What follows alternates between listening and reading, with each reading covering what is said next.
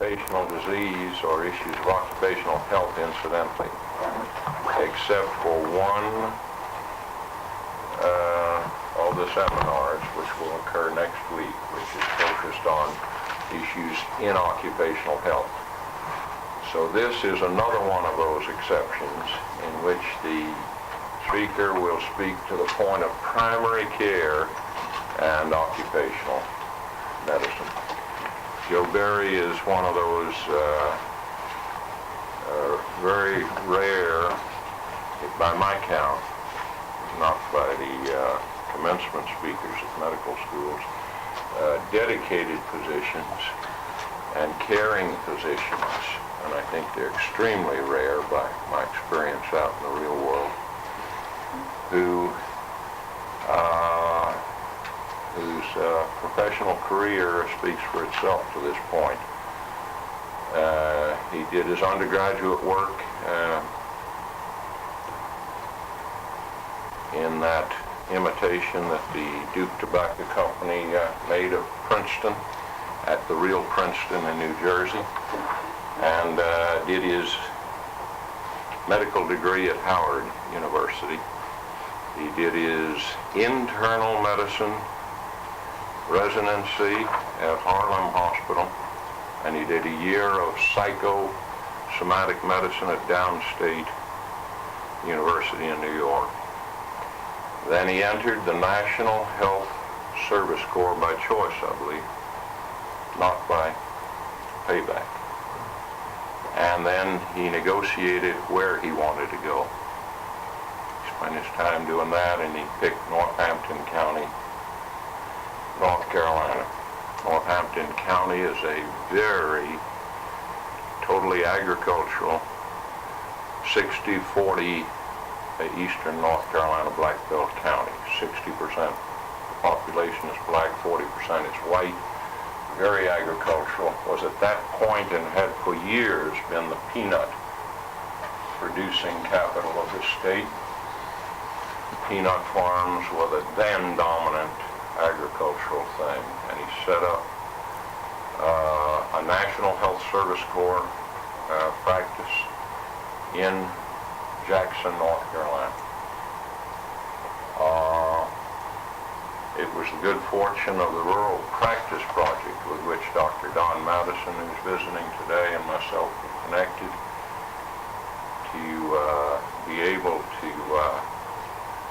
make some small, very small claim to the success of what went on at Jackson because of Dr. Berry's frustrations with the bureaucracy, is the only way to put it, really administrative issues he had in the Corps placement after perhaps a year or more, perhaps was it 2 years or more, Joe, at that point.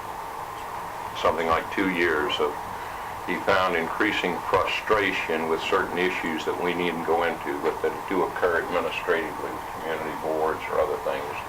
And we were able to step in with funding and some helpful resolution of the administrative issues. But the genius of what has grown there, and the medical director of Roanoke Amaranth Healthcare Center is in the person of Joe Berry. It now consists of 2 other physicians, both of whom are white.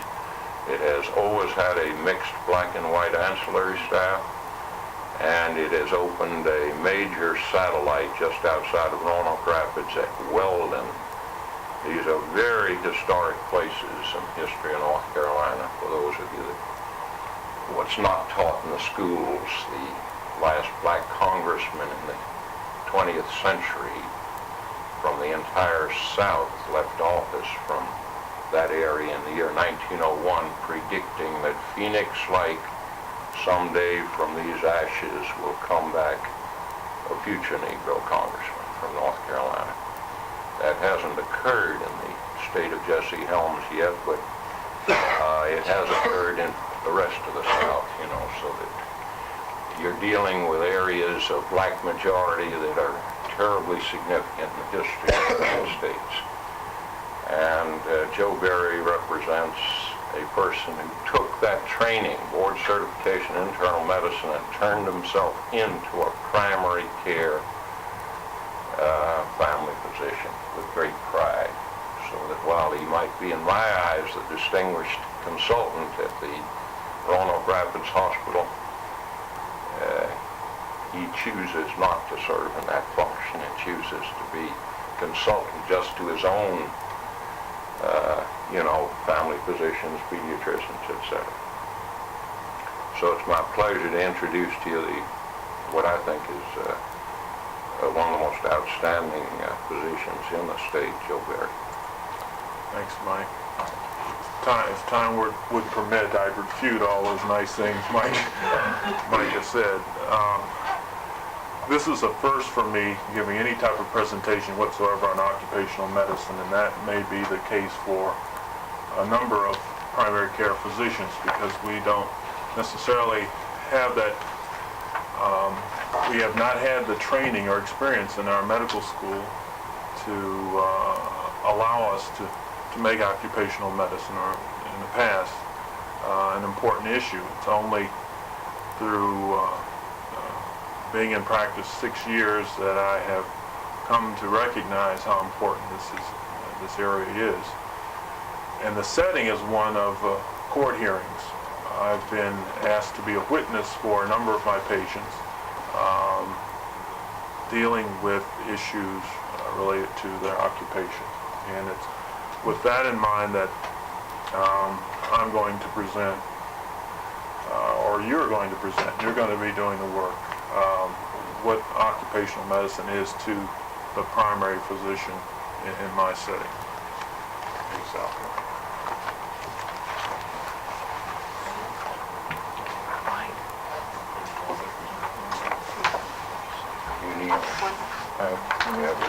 Is there enough? Oh, I'm sorry, Beverly. Here, I'll get you one. You need one more? One. Yeah, go ahead. I'll read. Are we still short one? Or can someone? Okay. What I'd like to do, and I hope, I understand this is a very stimulating group, and I hope I will not hurt your style by my presentation, and I hope you won't be offended by the method in which I'm going to present this topic, because on one section I'm going to want you to do in a form some type of role playing. First, what I would like you to do, though, is just to review these 5 preliminary questions in your mind. Take about 5 minutes and read over them and review them. The 4th question is very complicated, and it's not a good question. I wish I would have done that one over again, but try to work with me on that one. And then I'd like to present a case history, and after presenting the case history, I'd like you to assume the role of the Industrial Commission, which is a lay board, and on hearing the case, make a decision on whether or not you feel this particular person needs some form of compensation for his illness, and if so, what form that compensation should be. And then after that, I'd like to tell you what the current status of this case is, and then the final thing would be to go over these questions and then some of the questions and issues that you might want to raise. So if you just take perhaps about 5 minutes to go over these preliminary questions, and then I'll start with the case history. Henry S. versus J.P. Stevens, and in this presentation, whereas I would like you to assume the role of the Industrial Commission and would like you to, after I present the case, to discuss it, Mike is granted to serve the role as the defendant's representative and will ask any questions or direct any comments he feels will be appropriate for this particular issue. My patient is a 37-year-old black male, comes from a family of 12 children. His health was excellent up until 1973. He's a very active person. He was engaged in weightlifting. He was a runner. He would run at least 3 miles a day. He engaged in archery. a very active young man. Through his late teen and early adult life, he worked as a farmer. That's for about a 10-year period of time. He was not exposed to any particular irritants that he was aware of. Obviously, there was some exposure to pesticides. He was exposed to predominantly peanut hulls, which he felt may have been somewhat irritating. But during that time when he was a farmer, he enjoyed excellent health. In 1973, he became a section man at J.P. Stevens, and this was an occupation that required cleaning machines, and in so doing he wore an apron from his waist down to his knees, and came in contact with a number of chemicals. I do not know the exact constituency of the chemicals. One element I know is called trichloroethane. As to the other chemicals, I'm not sure of what they were. In 1973, he noticed a rash in his lower extremities, and he went to Duke University Medical Center, was evaluated for this, and was started on treatment. Also around about that time, he developed some symptoms characteristic of respiratory disorder. Frequent episodes of shortness of breath, diagnosed then as having asthma. No connection was made with his work environment, though the onset of the asthma and the onset of the rash both occurred within 1 year period of time of his entry into this employment. The respiratory symptoms persisted. He did note some periodicity with his working history. That is, when he was on vacation or during the weekends, he was relatively free of respiratory symptoms. His rash, however, persisted and continues to persist as a chronic problem. The patient is a non-smoker. He does not drink. He other significant family history. He has, of the 12 siblings, one brother does have asthma. He has 2 children. One of his children, 5 years of age, has asthma. Family history otherwise is not that significant. He has a father who died of a heart attack at age 73. He had 3 previous heart attacks before his death. His mother has arthritis. His wife is also employed at J.P. Stevens. She's a spinner. And they have been married for 15 years. On the physical examination, his objective findings are remarkable in that he's a fairly thin build. His lungs do not give any indication of lung disorder on physical examination. There's no evidence of a lung disorder problem or heart problem. He does have, however, a rash. I think the best way to describe it is if you can imagine someone dripping candle wax down the shin of his legs. That is exactly what the appearance of the rash is, from his knee down to his ankles. It's been called an atopic dermatitis at Duke. Their feeling is that it was related to something, that he had an allergic condition to something in his environment.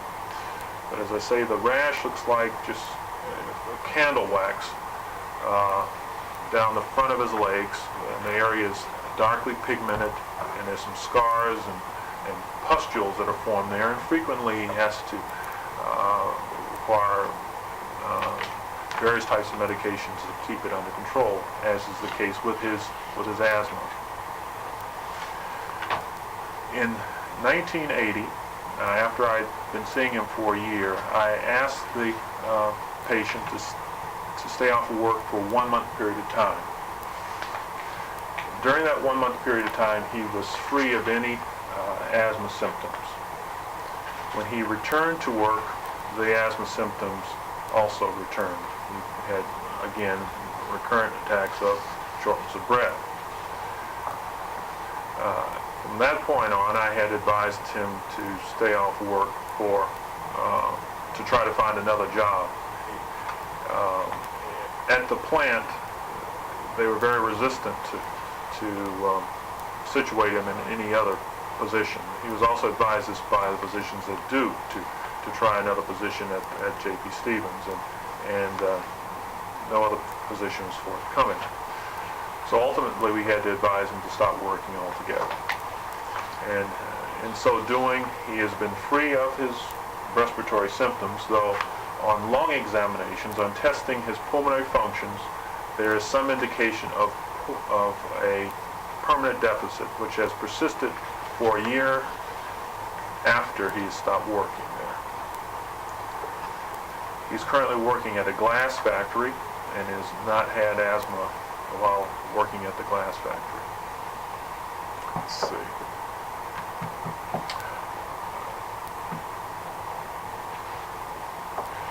It's my opinion, being his family physician, that the respiratory problems and the skin rash are, if not caused by the work situation, were at least aggravated by his work situation. And this was the case as it was presented to the Industrial Commission. I think I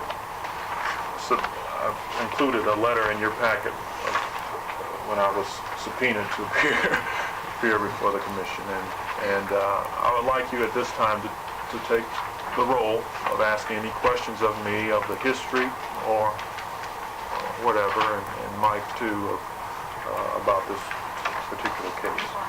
Could you just explain what we're supposed to be deciding?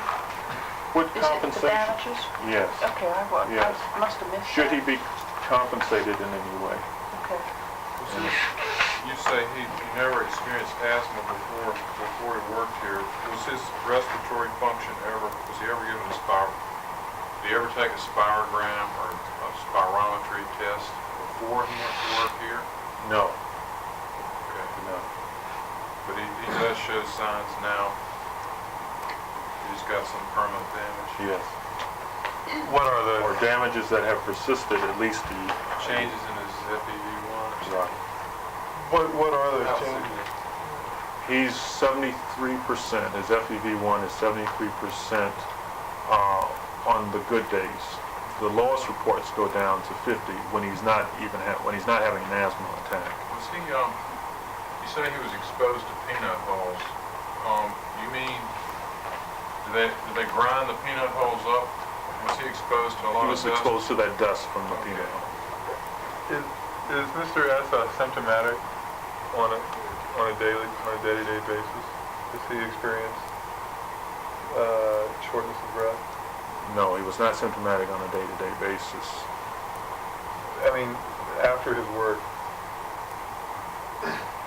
a year following his work, when he does have a reduced... Now he's not symptomatic in terms of his respiratory status. He is in terms of his skin disorder. That is a persistent disorder. Right. To the same extent, the skin disorders continue. To the same extent. Has anyone else at this plant ever had a similar rash? He does not know, and that's a very good question.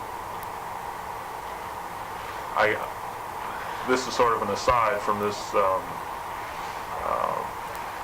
this particular situation that we're in, but it is of interest that all the chemicals that were identified as possibly causing his problem have been removed. And so somebody was thinking that there may have been an association there. Is he making less money now? Yes.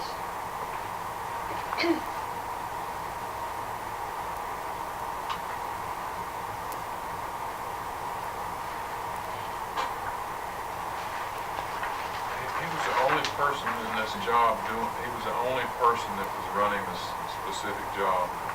I don't know. I don't think he was the only person. Has he had any other tests? Has he ever been tested to determine what he might be allergic to, or, you know, that whatever the battery of allergy test is that we were shown last year? He did have an allergy battery at Duke, and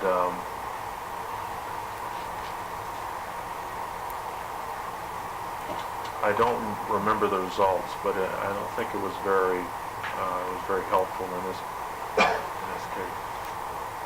When he was working, did he wear gloves or were his hands exposed to the machinery? He did wear gloves. And at any time did he experience the rash? He did not have the rash on his hands. He did have it on his lower abdomen and then on his shins, but no other place. Is that on the abdomen, is that still chronic or does it just have? It's still there. Is this in the area covered by his apron or not? That area was not covered by the apron. And it's only the areas that were not covered by the apron that he experienced the rash. Did he have, was he ever diagnosed as having byssinosis, or did he? Yes, he was at Duke initially, but on subsequent visits they changed. The physician said that he had just a respiratory ailment, but they did not use the title byssinosis. Did he have Monday morning?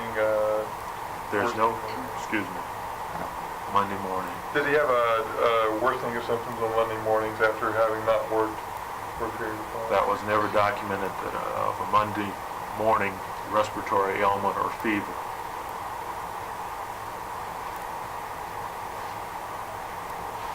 Is there any documentation that this chemical has caused similar problems in other people? If you're proposing that it's the He was exposed to many different chemicals, and in terms of chemicals, there is a lot of the hydrocarbons are listed as causing a dermatitis in general terms, but it's not very specific. That I think the relationship may be somewhat tenuous. Did you say he had not experienced any asthmatic symptoms prior to working here?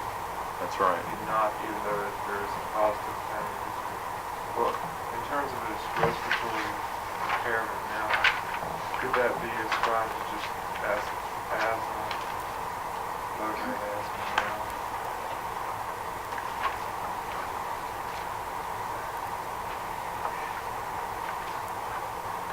Yes, it could be. It's very unusual at this early date to have this degree of respiratory insufficiency, or any degree of respiratory insufficiency if it were just asthma. The bronchodilators bring him back up to level? They improve his respiratory status, and he's currently on bronchodilators, but they did not bring it back to normal. You said that Duke originally said he had byssinosis and then changed their mind. Yes. First of all, what was the evidence that they put forth that he had byssinosis, and then do you know the reason why they altered that diagnosis at some later point? I don't know to either of those questions why they changed it. I would imagine because there wasn't really a constellation of features such as the Monday morning respiratory distress that was well documented and the fever that was well documented. That may have something to do with it, but I don't know for sure. Byssinosis is a diagnosis that's made largely on the basis of history, is that correct? It is. And one thing that the patient disclosed is that he had the feeling that when his job got the report of questionable byssinosis back in '76, that they were trying to put pressure on him to leave the job. And whether or not he communicated that to the physicians at Duke, and they in turn, I don't know whether or not that may have played a role. I have two questions. One, is he still exposed to peanut dust?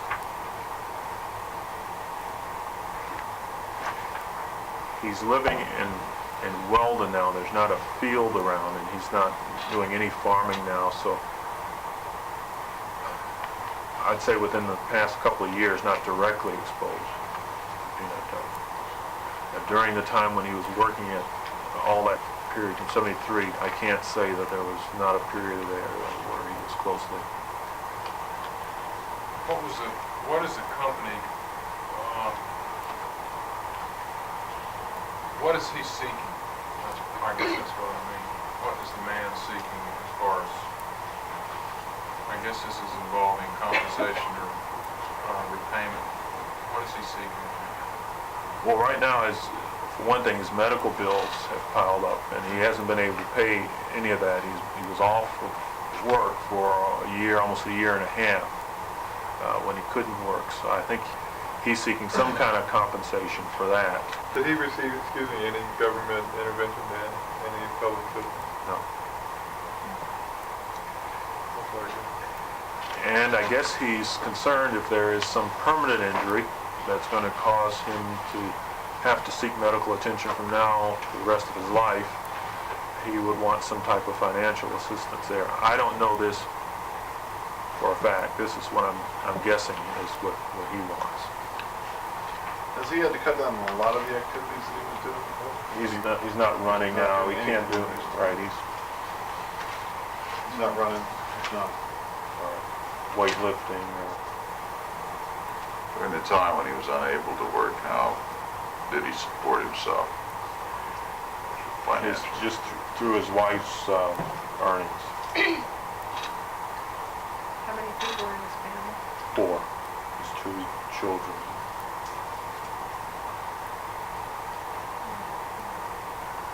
When did he went to work in 73, and when did he first go to a doctor? The latter part of 73. And that was to do. Right. And when was this, you said the company reacted around 76? Or was that the first? 76, right. And that's about the time they changed the diagnosis.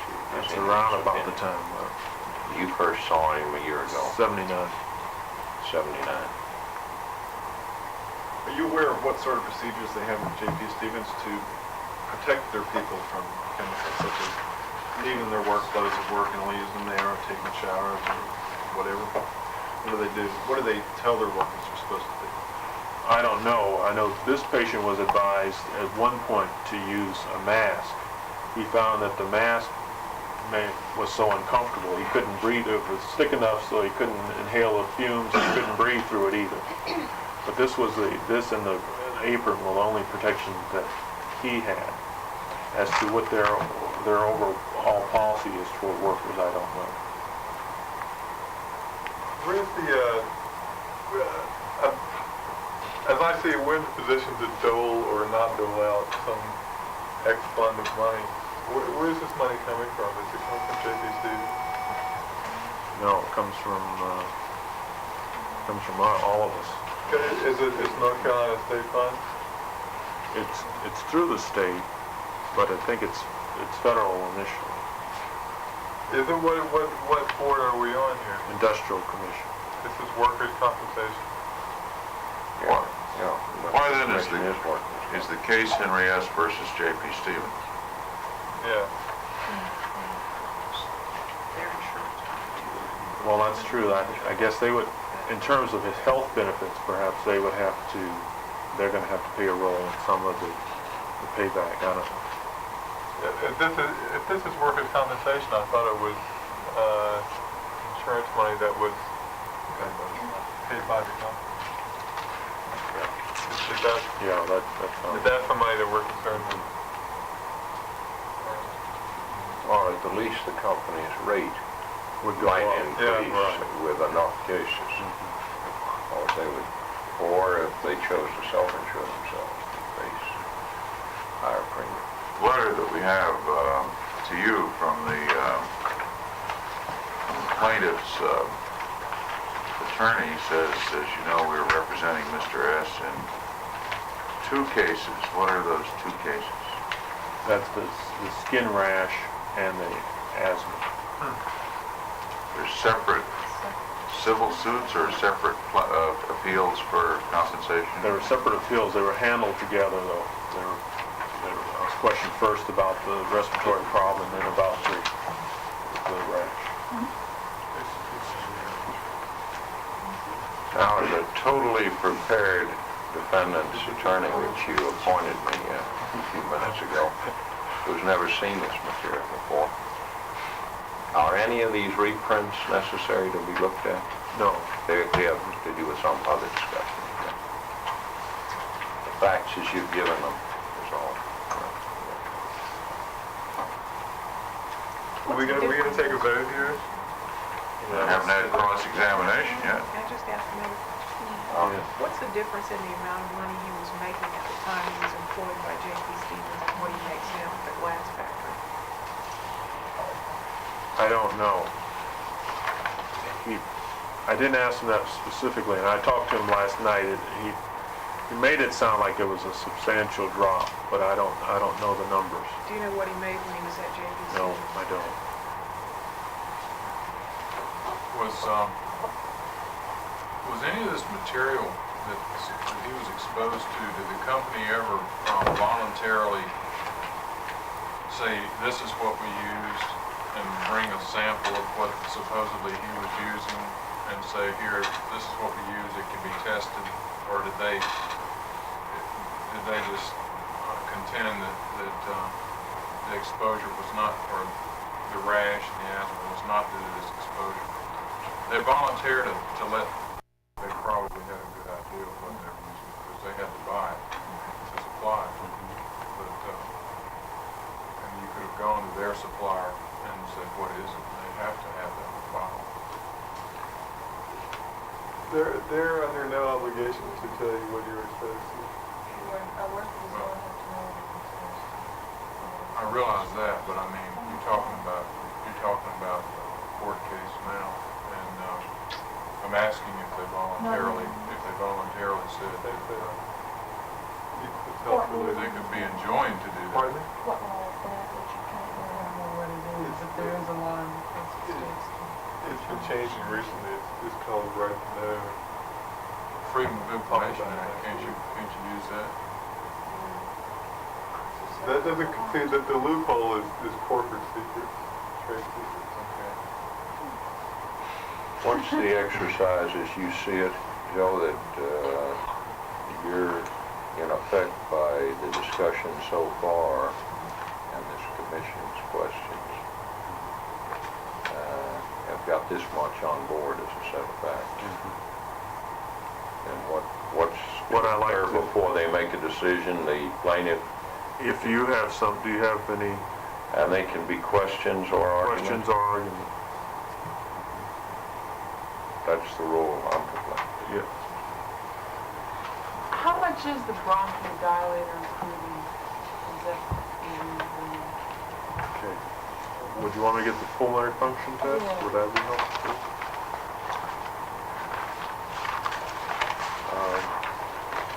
His FEV1, this is a pulmonary function test performed on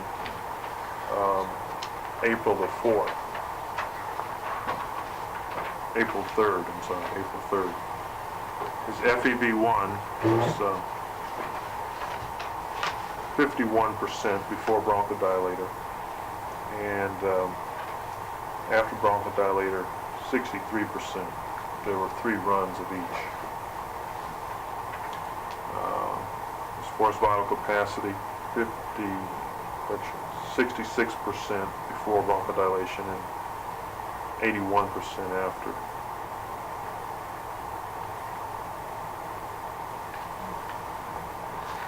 Yes, Coach Nolan. I see that once we taking him out of the workplace, he seemed to improve.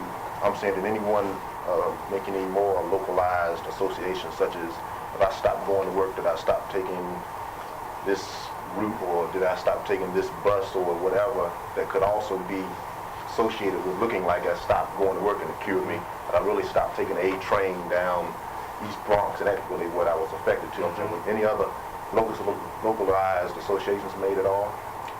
I didn't make any numbers, but that's a good point.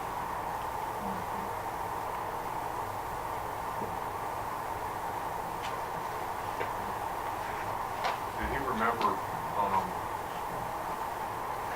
he remember that his when he was using this, that his pants legs felt wet? Did his clothes, did he remember actually being contaminated, or was this sort of a, maybe just damp, just a mist? Did he feel like he got a heavy exposure down his legs to this material? I never asked him that. Would it be unusual in someone who had some sort of occupational exposure to have a chronic active dermatitis like he has, rather than just some sort of residual changes from when he was being directly exposed? Is that unusual at all? To have a chronic, What you described as something that sounds like an active process, Yes. as opposed to just chronic changes from an old Right. dermatitis. And I just was curious as to whether that's a common or uncommon kind of thing for an atopic dermatitis. it's not uncommon to be an active, ongoing process with some periods in which, there's little if any activity. Even with Though there no will be further chronic changes, exposure. even without the exposure, though there will be chronic changes. Is what you're describing, it sounds like he had something like core acne. Is that something like what this man has, or is it similar? It looks like an atopic dermatitis with a lot of secondary changes from excoriation, but as I said, the only really unusual feature to me is that it really does look like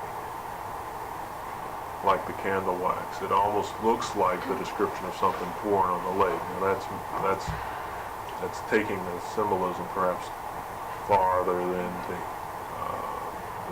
one should, but that's what it looks like. That's the only way it's a little different from the atopic dermatitis. He noted any seasonal variations in either one of his pathological processes that were affecting the severity of the symptoms. He did not. I was going to take a look at the office visits to see if there was the frequency of office visits, and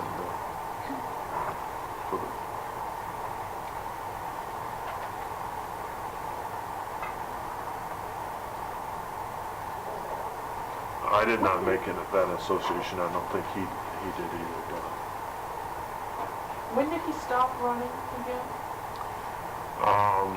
In '73. What reason does he give? His shortness of breath? His shortness of breath.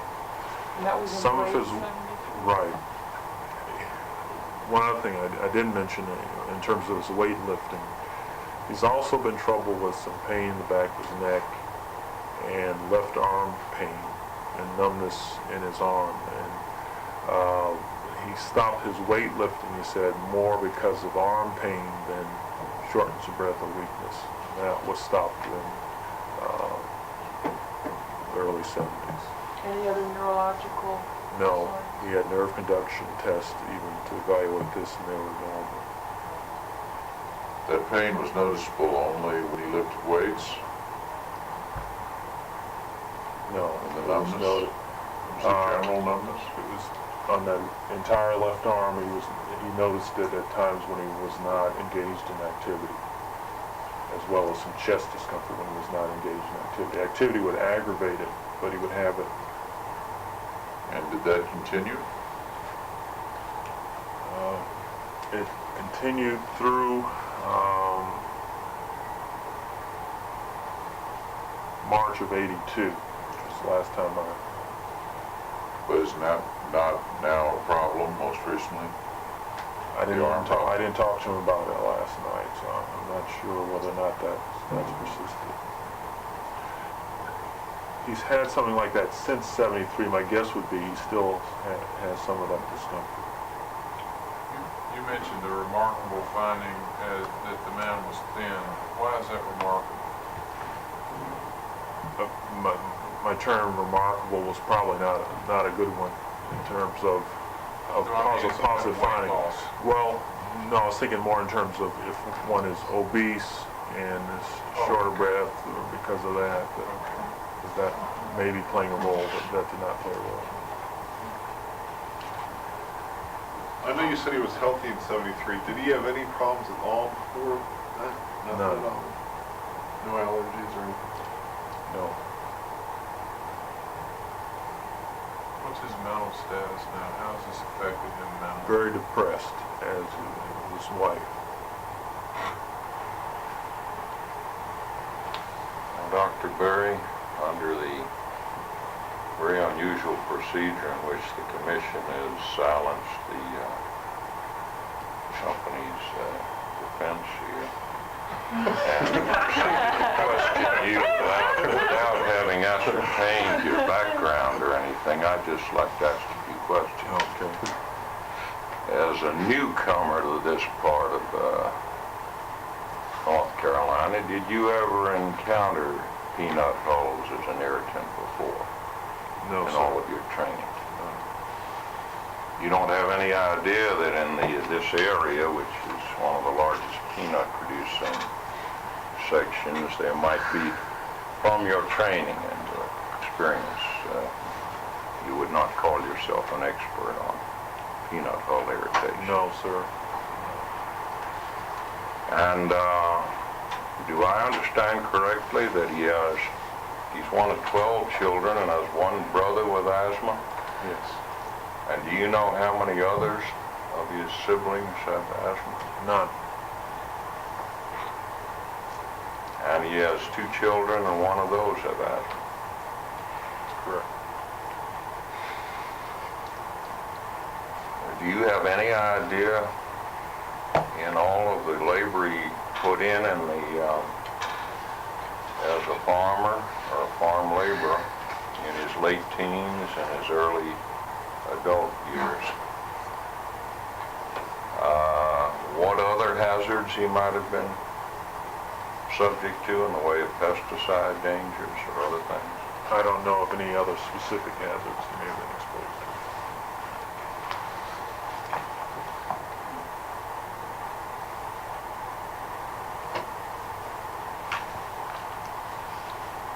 Now, as I understand it, the company very carefully informed him that he was to wear this apron, which would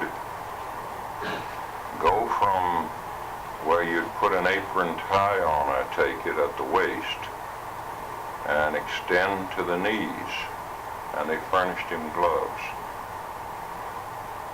Is that correct? That's correct. And the company advised him to wear a mask, but he chose not to use them.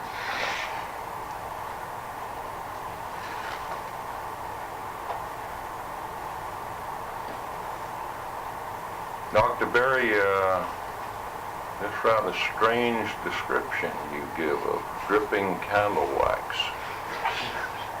which I have seen on some of the post-midnight mysteries out of England and elsewhere. Is this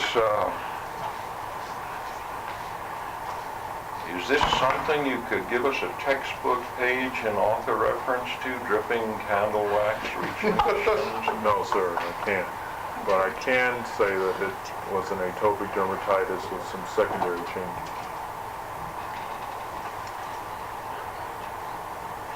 Now, the layman on this industrial commission have a legal obligation to reach a decision that may be very costly to the defendant company. And there are 2 separate claims here. Is it correct, Dr. Berry, that the Duke University physicians, after extensive and further study, have not now diagnosed his shortness of breath or other symptoms as byssinosis? That's correct. And they've diagnosed his rash as some kind of allergic dermatitis. Yes, sir. Now, except for what the textbooks can't substantiate in this dripping candle wax reaching his shins, the lower abdomen, if he had correctly worn the apron as he wore the gloves, should have been covered, should it not? The lower abdomen? You mentioned the lower abdomen as being involved. Right. If the apron that was issued him was kept around his waist, would it have covered this It area? may have covered part of it, but not.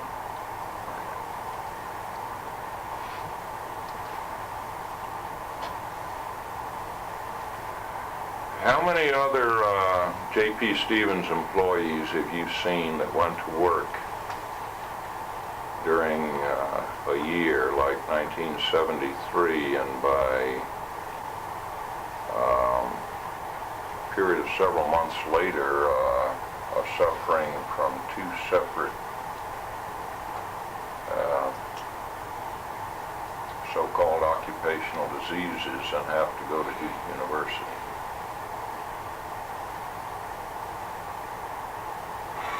Do you have any experience of knowing whether Whether within they're, a period of just months this is a common situation?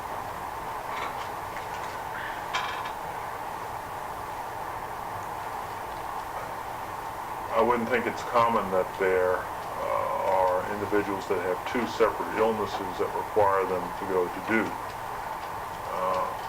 But I do not feel it's uncommon that there are workers at J.P. Stevens who have respiratory difficulties as a result of their work environment.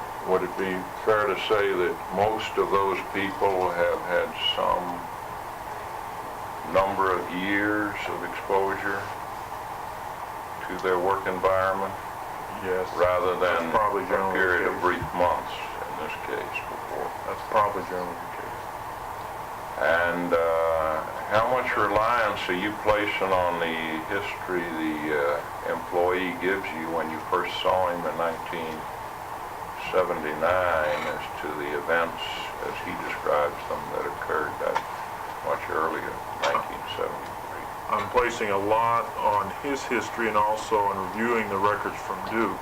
He was seen in the emergency room on a couple of occasions with an acute asthma attack.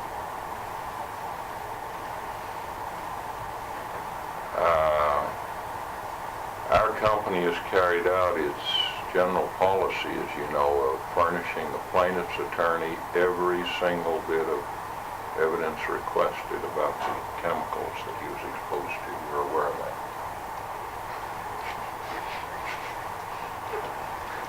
This was to be rolled like like Saturday Night Live.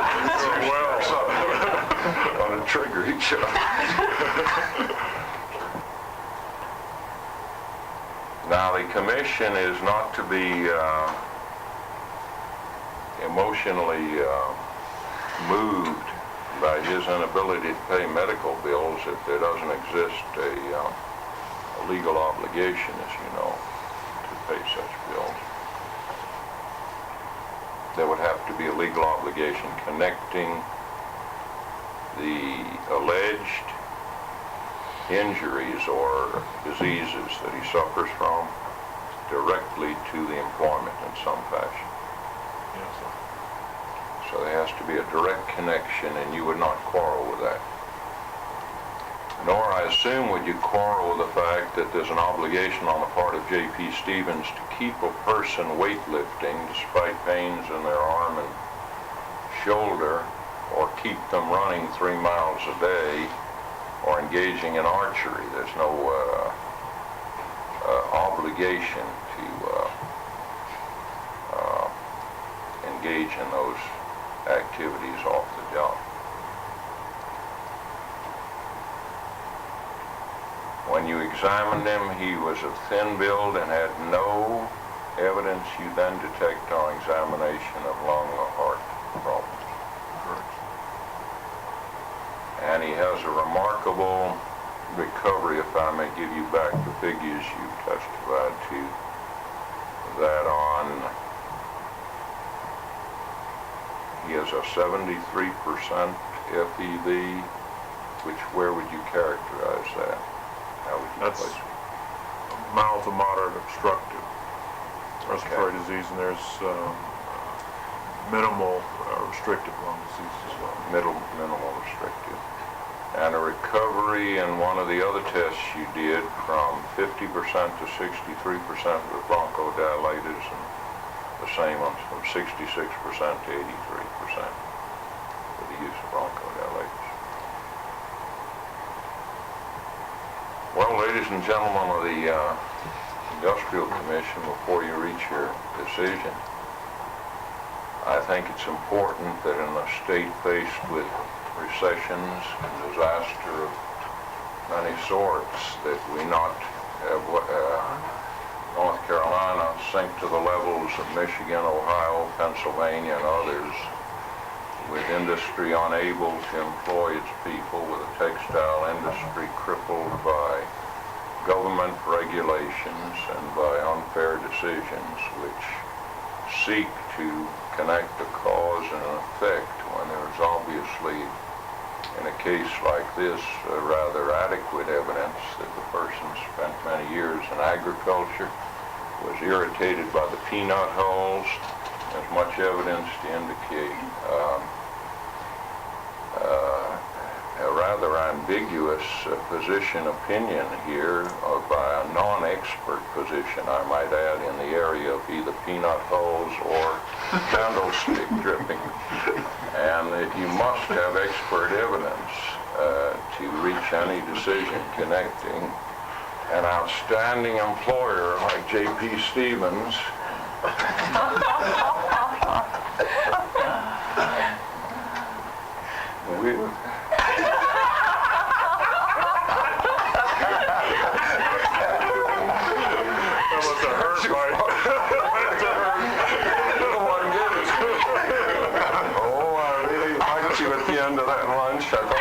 say thank you, and said defendant's attorney.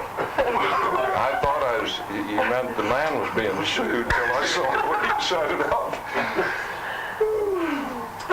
This being the set of facts, though, I think the members of the Industrial Commission have an obligation, if part of the exercise is for you to hear their internal discussion and debate now before they vote. That in my mind, the evidence is very stretched that would connect J.P. Stevens with the injuries that this worker has suffered.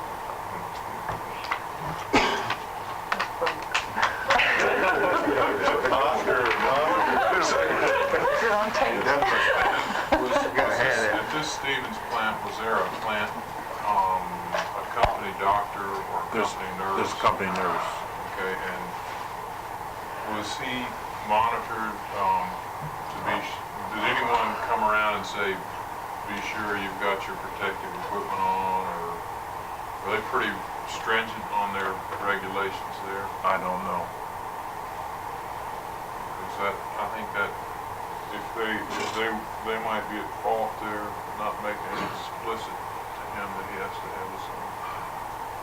I have heard from other employees, though, that those masks are really difficult to handle. Personal protection devices are the last resort in occupation. I'd like to know how careful they were with the chemicals also, where they were stored, how they were labeled, if the drums were left open, or if they were put in a special area, or if they were put in an area where other people could be exposed to them. Because that's negligence on their part if these are potentially dangerous chemicals. I think it's be negligent to put them someplace on unmarked road. Also going along with that question, Eric's point of washing the aprons and the protective devices, just how often, and do the workers have the opportunity to get new clean aprons, or how long do they have to wear stained contaminated ones? That'd be the responsibility of the Seems like that'd be a nice way to explain why he had this rash on his abdomen. He sloshed it on his apron. He tied his apron around his waist, and his apron was never kept clean. Was it Kim? What was the rash? That looked more typically like that atopic dermatitis with some secondary lacinification. More diffuse. How did he use the chemicals? I guess, did he Yeah. spray them, or did he brush them, or Brush did 'em he on. rub them on, or did he slop them on, or? I How didn't, would it I didn't apply? ask him that, I don't know. And J.P. Stevens did no kind of lung function, pulmonary function themselves. Before he started to work there. Yeah, or at any time during the time you said. I'm not sure whether they did it during to confirm or not. I would imagine they didn't because they were getting these reports back from his Duke visit. I As would a think- physician, can you see those? Can I see if, Yeah, I mean, do you Yeah. have exposure to see if there were any changes through his time in the clinic? okay, can I see the records? Workers have the right to complete access to medical knowledge. Can I see his, But you haven't been able to? I haven't asked for them. How often was he, I guess what I wanna know is, did he go to the nurse at any time at the plant and say, you know, I've got this problem, or did he just go, he went to Duke, or went to some other, he went to a physician? He had contact with the nurses there.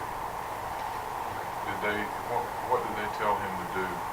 Did they, or were they concerned about it, or?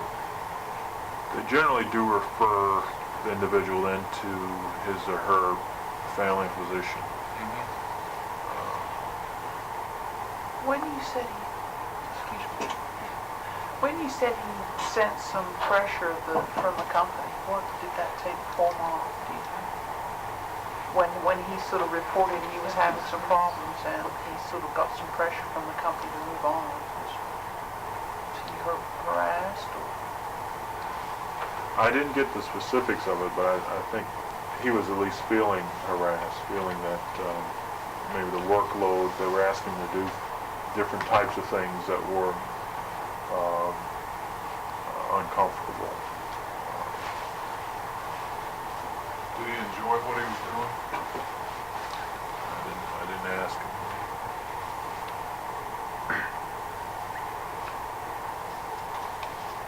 Given that I think he would rather be working at J.P. Stevens than where he's working now, in terms of not necessarily the type of work, but I mean not necessarily the pay, but the type of work. I sense that. Could also be because his wife works there too. Given that he had been seen and evaluated at Duke on a number of occasions, how is it that he happened to come and see you? So that's a good question. Part had to do with perhaps access, because he may not have felt that there were physicians close to him. He was, you know, he had moved to the, my practice just came to the area around about the time we started going to physicians, I think, and so the transportation was a problem. And, So he didn't actually come to you looking for someone to speak on his behalf? no, about he his came problems, or didn't have- specifically the first time about his rash. There were more pustules and he wanted an antibiotic, which had helped him in the past, and he wanted relief from that. And then from that point on, he started coming for refills of medication for his rash, and then after that, he came with acute asthma attacks. So where was the association made that maybe this was occupation? Or did he share that with you when he initially saw you? No, he did not. It had to do with, particularly when he had the respiratory problems, and I began to make some inquiries whether or not these seemed to occur more often when he was working than when he was vacationing and that type of thing. And it seemed like his respiratory problems also worsened in the period from 79 to 81. He was having more frequent attacks than he did from 73 to 79. His respiratory problems could very well have been caused by something else and still worsened when he got That's exposed right. to the vapors and the chemicals. I have a hard time with not having anything approved lactic chemicals for all such and such. And that's what everybody's saying about it. How did he come to the decision to seek compensation? Was it on your advice? Well, it was on my advice that he not go back to work. Eventually, after he kept going back and he was having severe asthma attacks. And that first time I asked him to stay off a month, and after that I asked him to try to find another role, another position in that job. And then when he wasn't given that, he still had the attacks, and I advised him to stop working there and to seek another job. And it was through that then that he saw it come. Maybe when you laid out the history, you said this, and you asked him to stay off a month at first. Right. Which he did, with what result? Free of asthma attacks. And then he went back to the Same job, and then he had a recurrence of frequent asthma. Largely on the basis of that association that you are convinced that it was that the asthma attacks were occupational. That, and then on later questions, they asked, right, that's right.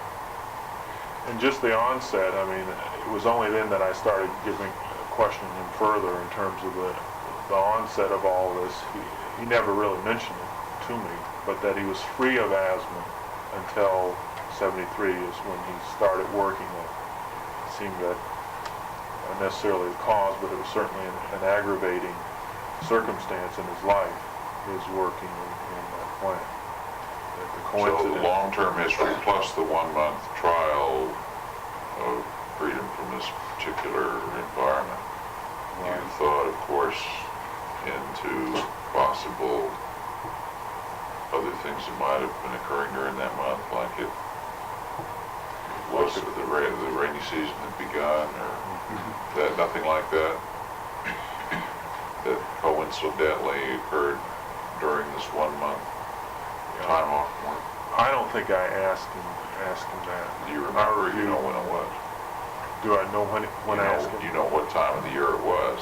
You noticed? I can find out. September 81. Was the month he was off? Right. That wasn't due to time of the year in that area, sudden low pollen counts or anything like that. I don't know, Don. But I will say that wasn't, that 1 month wasn't the only trial that he had off of the work situation. And each time in your experience, the symptoms abated. Right. What was the frequency of When his he would go on vacation, for example, during that time he was free of attacks, and then he'd go back to work. What was the frequency of his attacks during the time he was at work as opposed to, you said he went for a month and He didn't would have have a any, couple but a week. did he ever go a month without having any while he was working? Yes. Prior to 79, he would have maybe one a month. But from 79 on, he was having a couple a week while at work. Is there any change in his job and his location from like 73 to 79, then from 79 to 81? Good question. I don't know. That might have caused it. That's good. I sort of had the sense he was doing the same thing all along, but I don't know. That's a good question, whether or not there was some change, specific change in the work environment too. How's this rash, getting back to what seems to be maybe directly related to the solvent exposure, did it present acutely and then develop into a chronic, or did it just present as candle wax? All of a sudden one day he's got candle wax. Presented acutely, I guess, in 73. And then secondary changes occurred in part from the scratching, in part from the steroid treatment, and in part from the recurrences in the same location. You sort of everything previous to 73, you going on this gentleman's word? You have no records at all? No records of medical problem in which, that required that he needed to be on medication, whether he was hospitalized, whether he made emergency room visits. Okay. Is it a possible way that, have you looked at any of his childhood illness to see if asthma has manifested itself back in some earlier days at all? You couldn't find any of those at all? Say now. I'm not too sure who his physician might have been, but I think that's a good question. That I am going on his word. Right, basically going all onset. That probably plays a role, but a lot of that is speculative. What it really does. Probably plays some role. When this guy, he basically repairs machinery in the plant. Do you know on where, when he repairs the machine, is he limited this section of the plant or that section that he do throughout the whole plant itself? You know, going from one room to another. Right, I understand your question. I don't know whether or not he was restricted to one. Okay. Do you know they take cotton dust air samples in this plant at all? They do take dust samples. Okay. Have you got any quality or quantity figures? For where he worked, you know. Did he use an air hose by any chance? Did he blow machinery off with an air hose? I don't know. I'd have to have a better description of his job, what he did, and before I could come to any conclusion. Hey, this is what you have. Well, since the defendant has not presented the material, I'd have to rule in favor of the plaintiff. In both cases? Both cases. Mr. S., Mr. S. what, are we to come to some, I would like you to. Just What? I move that we first decide whether or not, as Bert said, some compensation should be made. That is, whether or not it is work-related. And if we decide that it is, then we should decide the question of what the compensation, what form it might take, so that doesn't cloud the issue of whether or not compensation should be issued. You want to separate into the two One cases? first before the others listen. Is that everybody do that? Go ahead. You're going to consider both problems individually, or just individually? That's the way it's presented. Don't look at me, I'm like a real. You made the motion. Doing a good job. I would tend to maybe consider the dermatitis, but I wouldn't consider the respiratory problems. Why not? I don't think, it just seems too nebulous, too short a time for a substantial thing to happen. That's just my own feeling. The dermatitis, I think there's a better possibility. But even there's not. There's some doubt in your mind that the dermatitis is occupationally related. No, there's a doubt in my mind that the respiratory problems are. I mean that the respiratory problems are occupational. But Well, I You think can't that necessarily tie it down to this argument. it began when he started this job, It was stops made when he goes worse, off the maybe. job. That's his word, though. There's no substantiation. Well, if this man is allergic to something and there may be two different manifestations of his allergy, he may be presenting with asthma and presenting with contact dermatitis. Why do you say he should only have contact dermatitis or asthma? Well, we're not talking about asthma, we're talking about a chronic. Well, COPD. man is predisposed to allergies with family history as But it specific seems history to of me to be asthma. clearly work-related.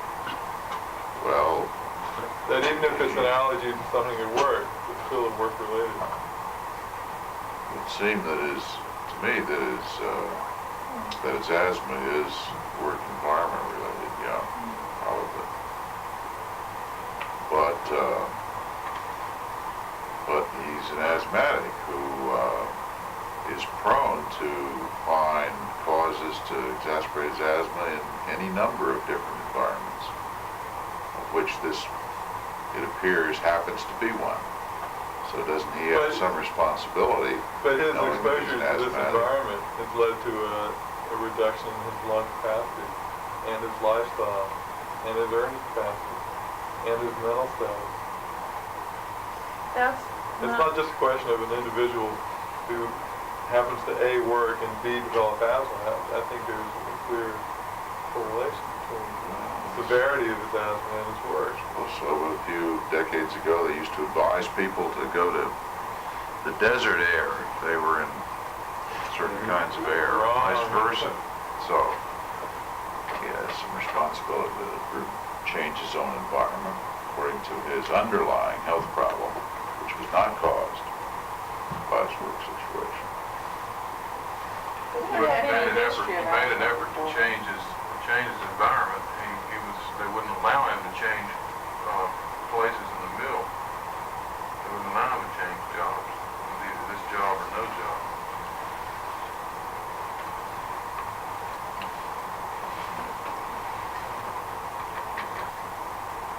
I can't believe they wouldn't let him transfer to another department. But if that's the case, they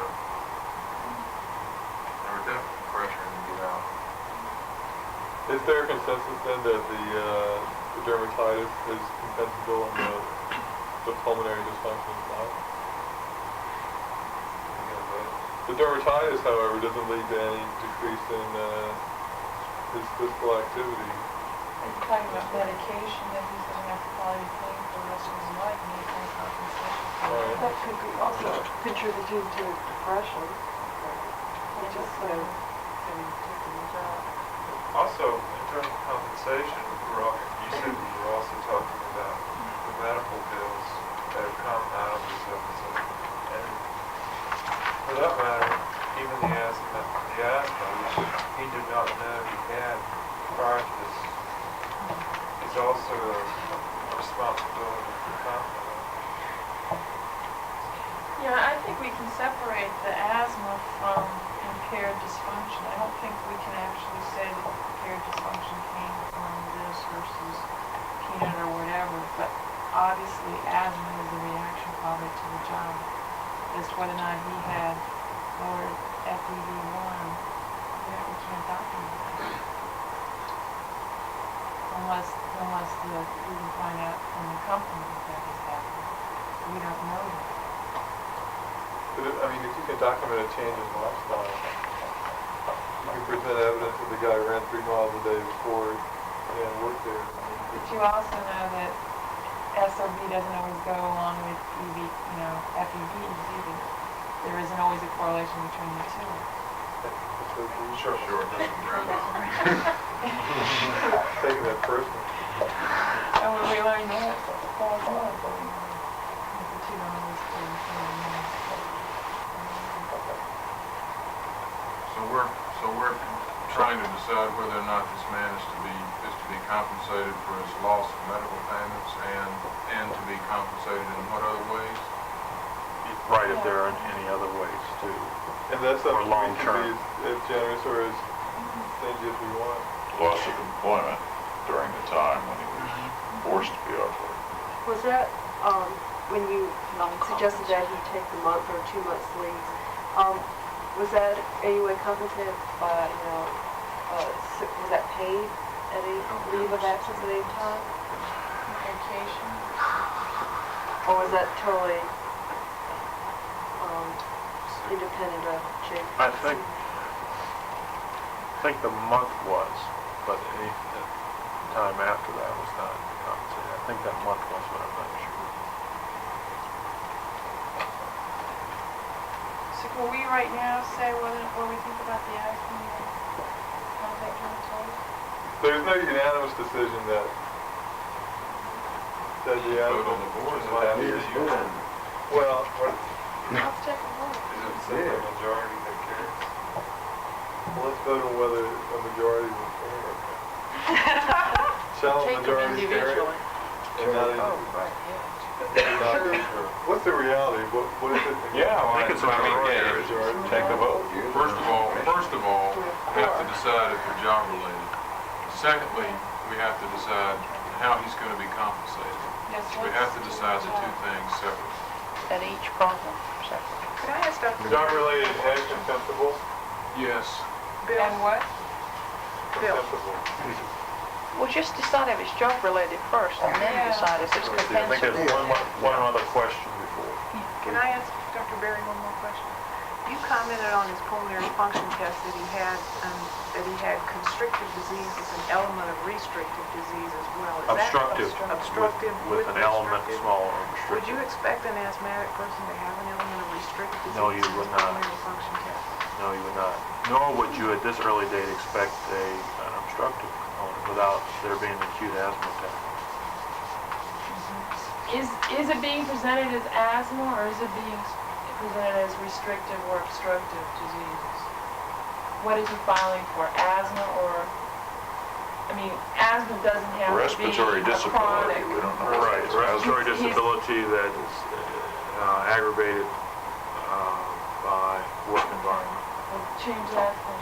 But we can use, he has asthma. Well, there's a both, big so- difference there, though. Respiratory disease. A and B, I'm just distinguishing between the two. You can call them, or you can do it yourself.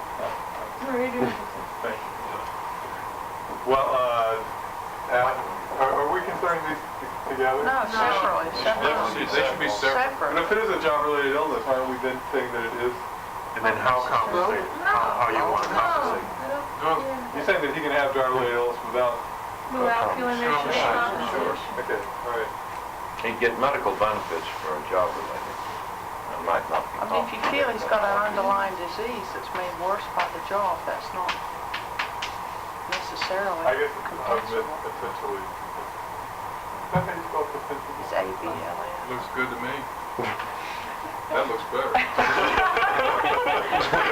have a bad history of misspelling things. I don't understand. If it is job related, it can also be not compensable.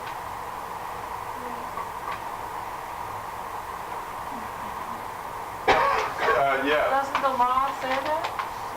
Under laws, Well, we have that in these questions right here on the issues. what are the answers to it? What is the law? Because it seems like if it's related to his job, it's caused by the job. I think something can be aggravated by a job, not necessarily be compensable. I mean, I have allergies, and if I went to work in the solvent place, I'd have a horrible time. But I don't think I can legally ask for compensation for that.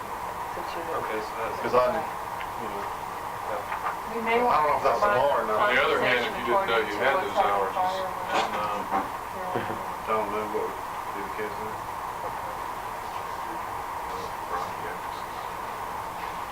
You talk about the form? a real jury of 12 we got here. Aren't we lucky we're not like the rest of the sections with 11 now?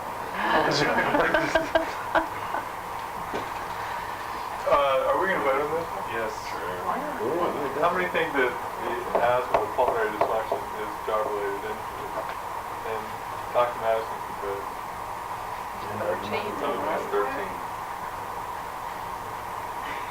That's everybody, isn't it? 13. Or are you not voting? Am I 12? Yeah. Yeah, you you gotta I was vote under to 12. Yeah, I thought I can't do this. And the dermatitis. What happened to people that didn't think asthma was? Well, that's what we're Job related, it's not necessarily compensable. Let's divide the compensation as to the medical bills that have occurred today and those that will occur later, and then the, difference of job. All right.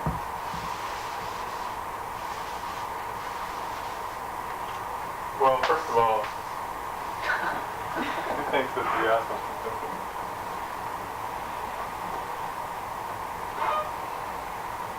Define that. If we divide it Yeah. into, principal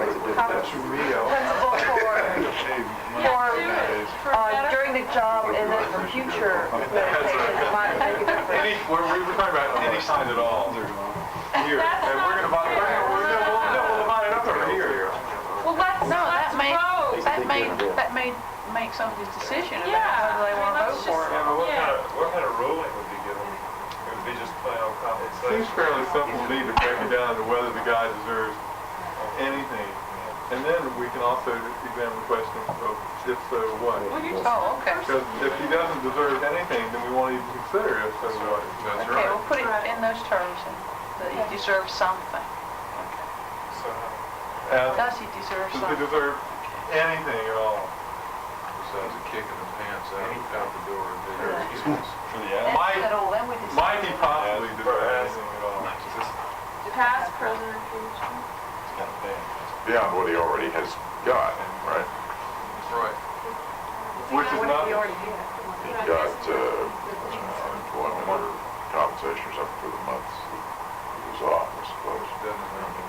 he might or he might not. Did he, If he quit, he doesn't get unemployment. I'm not sure if he did that. Doctor told him he was, he had to, I think that's all kind of You can't since get tied in with some of it.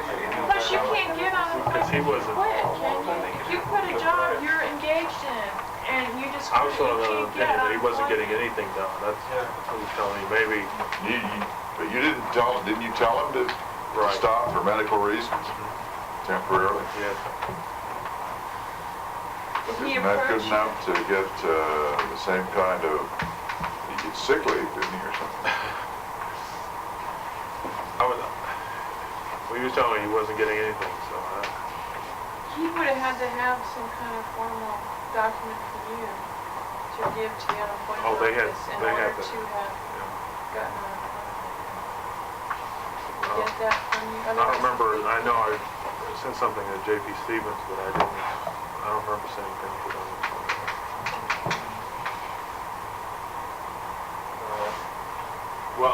Dermatitis.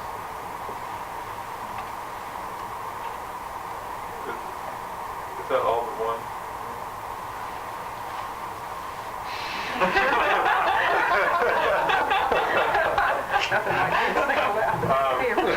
Medical costs is reduced earning potential. And what are the categories we want to talk about?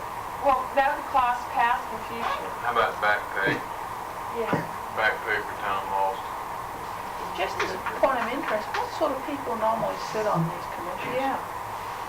Because, I mean, I know that I personally would say, sure, give him a lot of money, because that's just the way I am, but, Obviously, people that don't feel that way are the kind of people but that... I mean, you would be sort of trying to make a decision based on the evidence, right, not on...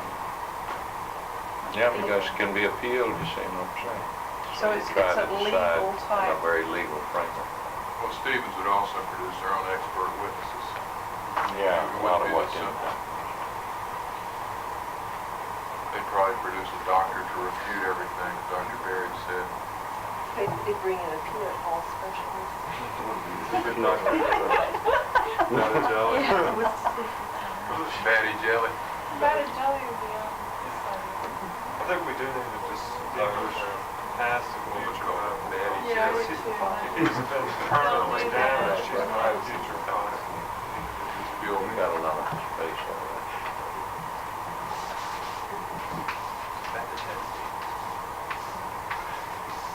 Boy, we're gonna get a good start going here. I know you're doing something. What about, does this guy deserve, money every month? Because he can't, because he's got scars, because he can't run, because he's depressed. That's punitive damages, right? Yeah. Punitive. Good word for it.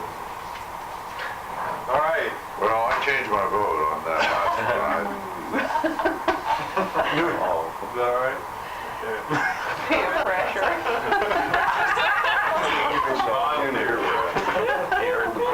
Some category where He knows he's not gonna get out. Well, let's I think Dr. Berry should have got paid his fee. Has he paid? asthma, past medical costs. This is it right here.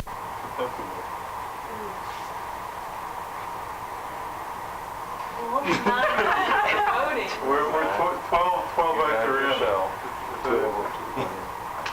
How can we get 9? You counted 12? We only have 9.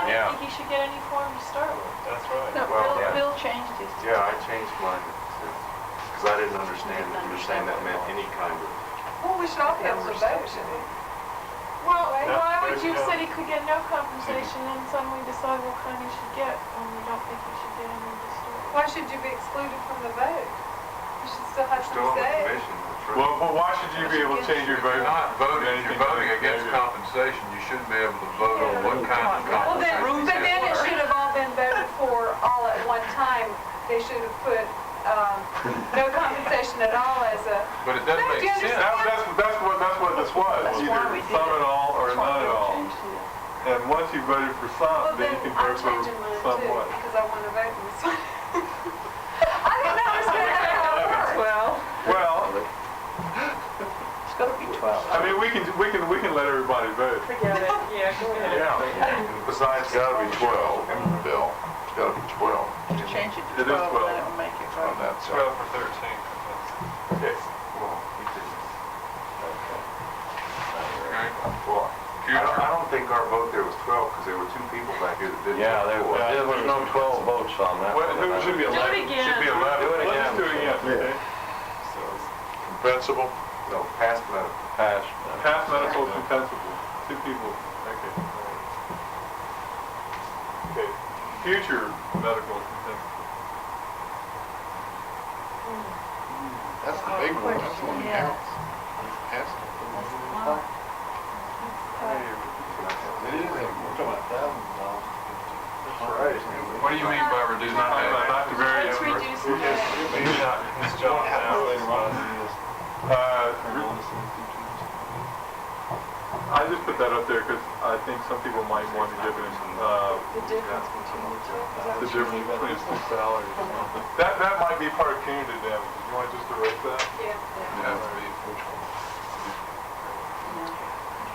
You know, really punitive may be, that's what workman's compensation takes out is all punitive stuff. What it is just ongoing benefits is what you want. Isn't that what you're talking about?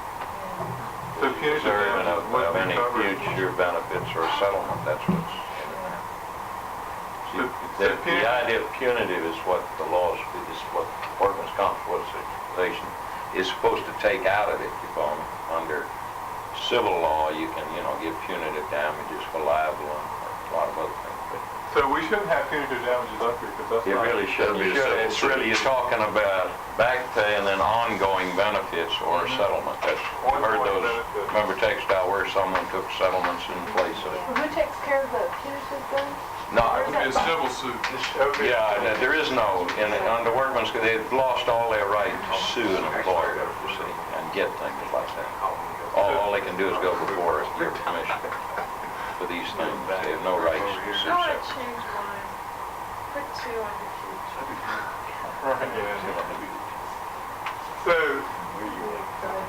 So this is either a lump or a monthly or a yearly.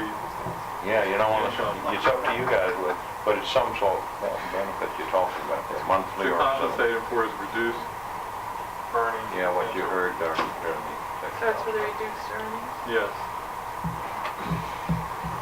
Show of hands. For what? Okay, for ongoing benefits for the asthma. Boy, what's a hard name?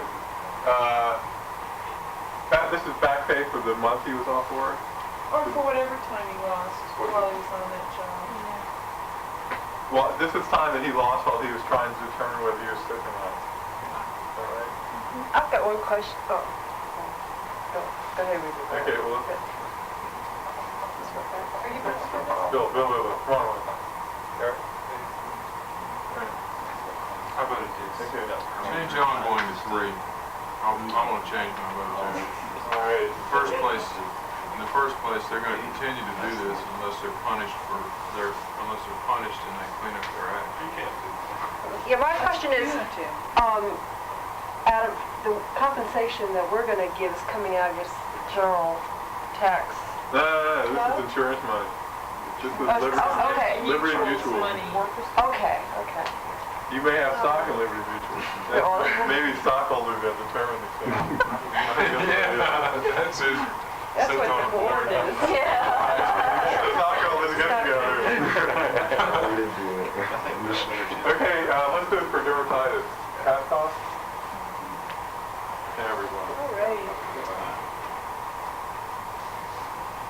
t-shirt cost for dermatitis? All that itching and peeling. Mine will develop into squamous cell carcinoma. Yeah.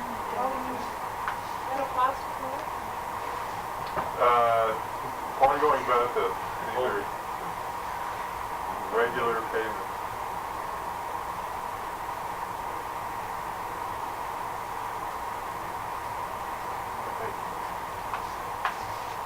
And back pay for the time off work. Back pay.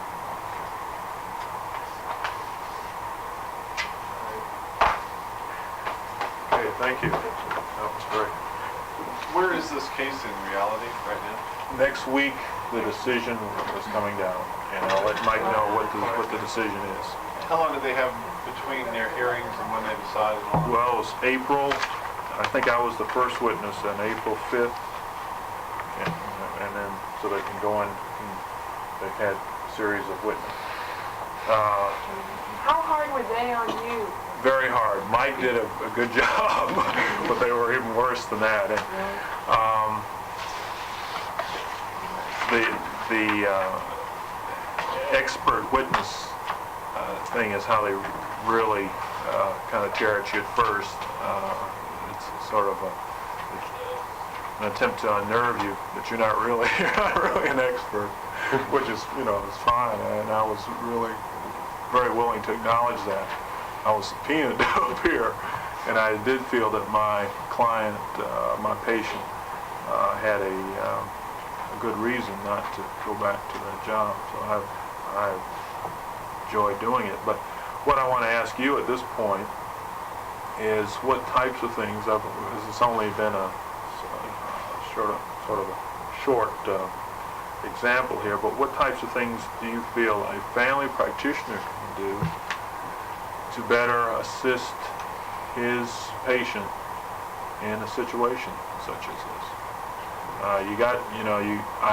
I was unable to answer many of your questions, and they were very helpful questions to me, and I think that in itself I can carry back. But just in general, can you give me some thoughts that you have on what a family physician can do to help in this situation? But you got to have to bear in mind that family physicians are kind of busy too, and we have some other obligations. I mean, it would be helpful if I could, go into the work site,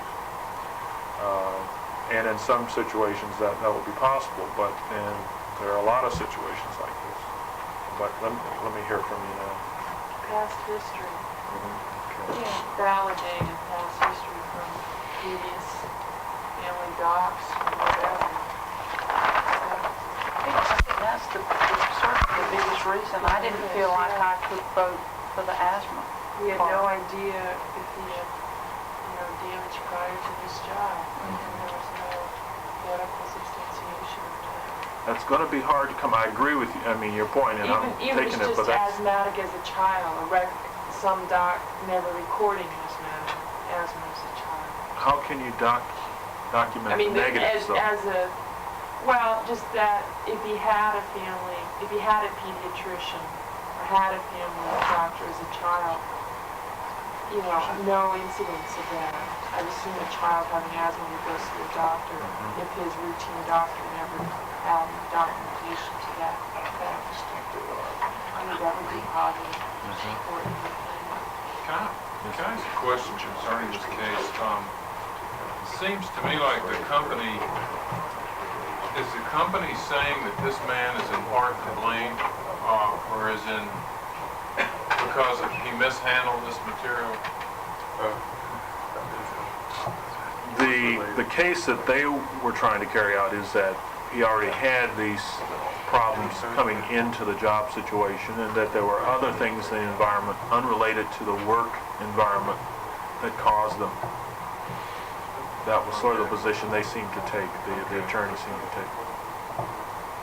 And then the second approach they took is that there is no proof, and they could show you studies that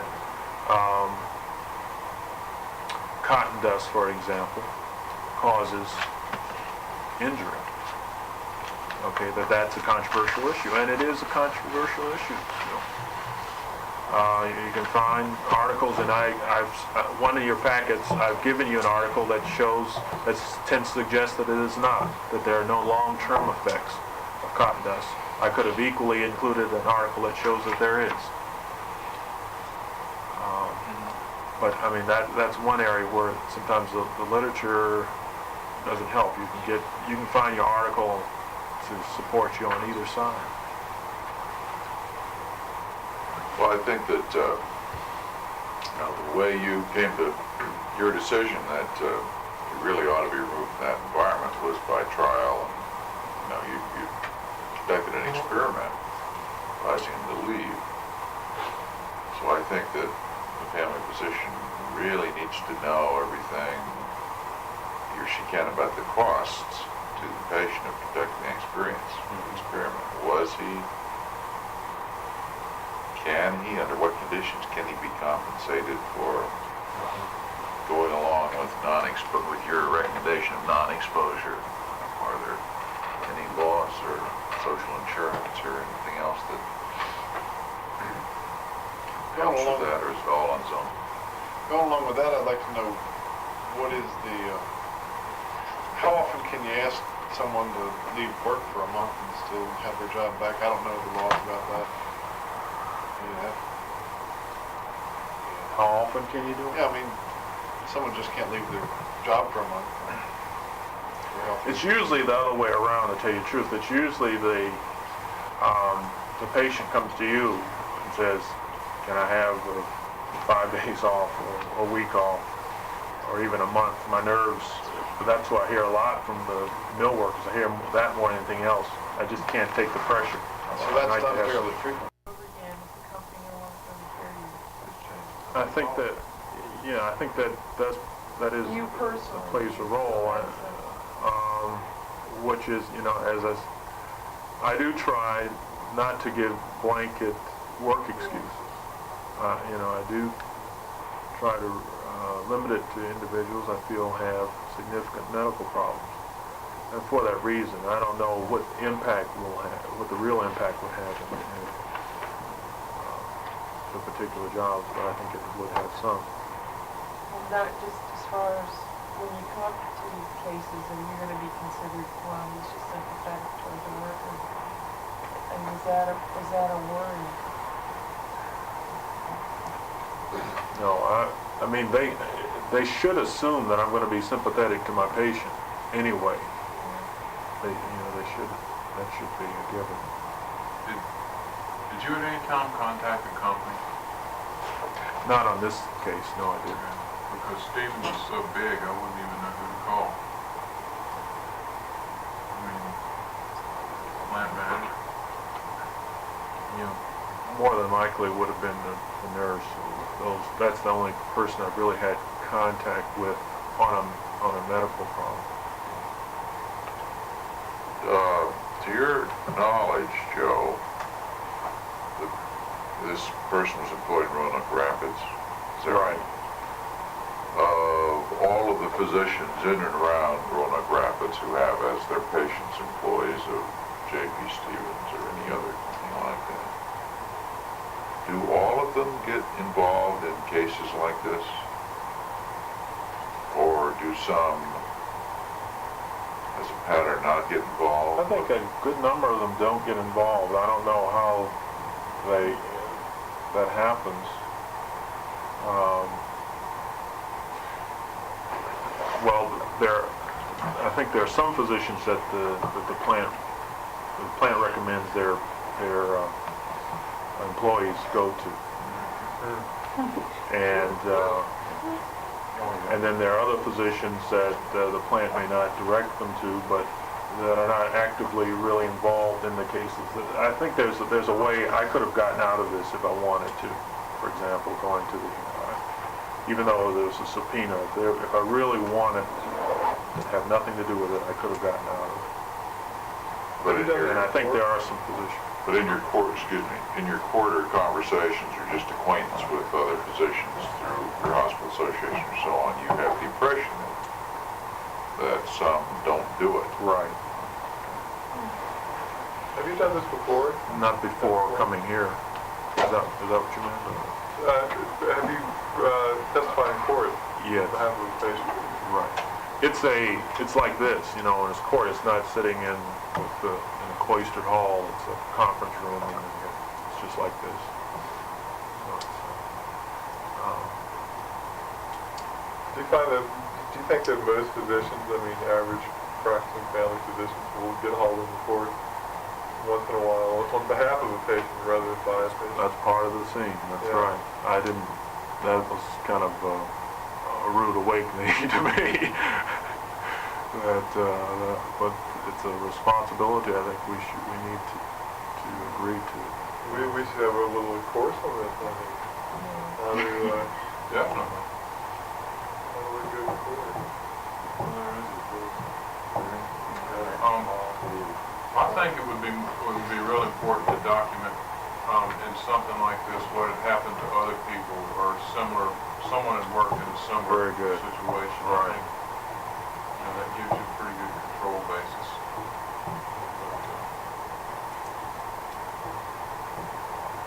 I'm trying to think. How would, like the family physician could ask his patient or her patient, are there some people who are doing similar jobs that are having similar problems, and Or who had is there your any way job- I can get access to that or who information? had your job before you did, and they could find out who had it just by asking somebody else in the department. Or you could find that out. That's a very good point. Well, do you have other patients that work in the same plant? Right. Plus, You know that you do, and you know who some of them are without, you just recall? I haven't seen any others with the dermatitis. I've seen many others with respiratory problems and some musculoskeletal. No, I just mean people who are familiar with that particular work environment. Yes. Talk to the supervisor too. That'd be another thing. If the company would allow the supervisor to talk to you. Talk to them with what end in mind? What this man's job entailed, what he did, and then maybe find out what the man, get the man's perspective of what his job was, and then get someone else's perspective, or the company's perspective of what this man's job was. Because I could see where you could have the company could have one impression of this man's job, and they could have a totally different impression. They could think it was real clean, real nice, no hazardous exposure, and he could be out, really in a bad situation. My problem with that is that, I'm so naive at this point in terms of occupational medicine. I don't really know what I would be looking for if I'm asking the right question, if I'm investigating the right area. That'd be more. Have you good talked- job with it. Have you been in communication with some of the occupational clinics throughout the country? Just talking to them about your cases? There's No. there's a real good one at Yale, there's one. The only thing I have done is at times contact NIOSH if there's a particular problem that I thought may need some investigation, to ask them to, but, I'm sorry, Individual docs you have. on occupational medicine. Sound like just a support system. I think the most important thing you've said, Joe, is that, like anybody, if you green in an area, then the answers don't matter as much. You don't know the right questions to ask. So that anything you can do to break down the greenness, like for instance, if the workers are now organized there, and if there is a business agent that's at all intelligent, or someone representing them that you could bring out to the, to sort of describe who can I turn to just be informed when I hit a certain job classification. Would you furnish me someone who's worked there for 20 or 30 years? In lieu of, you see, I think in a town like that where there's been a long 15-year fight, the company might not, maybe no foreman would readily responding to them, but at least get somebody's other viewpoint, you know. The other thing is to as we're dealing with chemicals, in my experience, is find out everything he can name. If he's still on the job, let him copy it off the barrels or anything, and then maybe use the 800 number of NIOSH to just reel them off to them and ask you to send them a few pages on each of them, you know. Maybe that the danger is open and overt, and they should have had it boxed and shipped away to begin with, you know, and because some of the questions here indicated their whole handling of it might have made them suspect. And the other problem is whether you got a good plaintiff's attorney. If you got bum plaintiff's attorneys representing these people, then that's all they get in the record, you know. They get a very, you know, it's like a court-appointed attorney, you know. The guy goes off to a life sentence or something, where a good guy could have got him off, maybe. See, you don't know whether they really are first rate around there, and I don't know what sort of record they made for this man before I read the decision, you know. You'll get us the decision, and it may tell us something of how broad a record they made. Maybe they got all this chemical data. Maybe they're very good at what they do. Maybe they know where to turn. You know, but to work with good plaintiff's attorneys often, or to have one you can call up who just likes that stuff, you know, and respect and likes the fact that you have an interest. You know, that's important to them. Somebody who cares.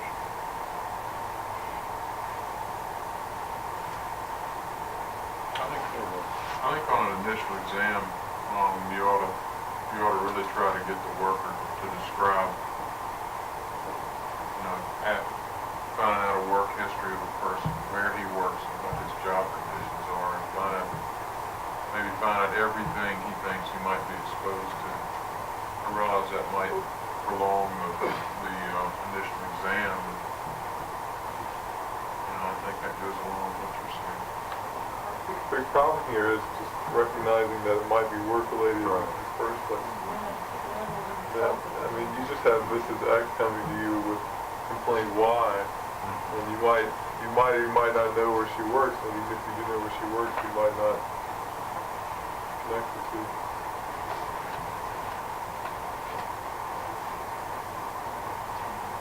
Just as this part isn't important, it was just to kind of to get you going on the case, but in answer to the questions. The first one is true, and the second, answer the second question, there are about 450 claimants at this point. And the second one is false, and for the various reasons. There was a lot of controversy in this case. This patient had a chronic disease. It's very difficult to document, you know, what really happened first, and what role the job plays. Social Security, you have to be totally disabled to, or be unable to engage in any employment in order to get some compensation. And for workman's compensation, number 3, no matter how impairing the disorder, you can still perform your regular job or different job at a level of earnings which equals or exceeds your pre-illness earnings. No compensation will be granted. And the Reform Act, compensation granted for one's inability, Roman number 1, to engage in any substantial gainful activity by reason of medically determined impairment. That was the brown line, the black line? Yes. And then I think we've already gone over some of these issues here, just in your discussing this case. Let's see. There were more than one. Okay, I think that's all I have. Were you able to stay through the hearing longer than just what you were? They came just to get my testimony and then left. Did you get any feeling on how it was going at all while you were there? Hate to ask you. Yeah, let us know what happened. I will let you know. I didn't get a feeling from it. You said you were the first. Right. Thank you for coming. Okay, well, I enjoyed it. I hope this was helpful to you. It was really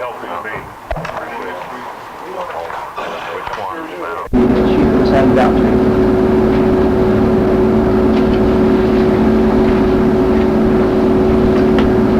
All those in favor of the motion, say aye. Aye. Opposed? So moved. I want to ask, Lee, if you would maybe, or Lloyd too, ask Lee to discuss the reasoning and the rationale that the bylaws committee discussed in these items of change. Would you do that, please? Can I just point out one thing before you do that, Lee? Essentially, the only change in Article 9, other than the word trustees or directors, is the first sentence, which states that the size of the board of directors. That is the only substantive change in Article 9 being recommended, non-recommended. In order for us to discuss this, I move that the proposed revision of Article 9, as stated on this page, be adopted by the board of directors. Second. Thank you. Moving second, discussion. On number 9, we moved it from 10, what was it, 25? Moving that the whole section where you see proposed revision of Article 9 of the articles down to where the part where it says other proposed, we have already acted on the bottom part, and the motion is to include everything you see from the top to the bottom section. Yeah, I'm down to 4, we're talking about how many directors we have on the board. That's 10 to 18, what was it, was previous on it? 21 to 48. You received the Articles of Incorporation in your packet. It was included with the bylaws. It was attached to the bylaws. That's on page 9. Page 9 of the Articles of Incorporation state what it was. The directors, and it stated that the trustees of this corporation shall consist of not less than 21 and no more than 48 persons. Lee, would you like to explain a little bit about the reasoning behind why 21 to 48 would seem to be a rather unreasonable number? Just from the common sense. Well, we decided this room no longer will hold 48 people. What I recall was that we made the board as a more effective acting board so that each individual on the board would have time to interact with other members of the board. Also, the absolutely unwieldy amount of people on the board, including the board of good security on it, that's 14 or 15 people on it at the most. And from the very fact that at times also we were having problems even getting up to 21 people. And people resigning, there was always a problem of getting a quorum, not always, but at times a problem of getting a quorum. And so committee thought that just that absolutely unwieldy number was just far too many. And we discussed this with council also, and threw the numbers back and forth for a while, and came up to a more useful number of 10 to 18. I would like to suggest that I agree that 21 to 40 is quite constrained, and I like to back to it and just plan show you right now that I probably have a board. But I like to also have more representation on the board, which would stand for it. We're talking about all kind of business, labor, business, everybody else talks so long. I like when that be moved to 10 to 20. That's an 18 we moved to 20 mil. Not more than 20. And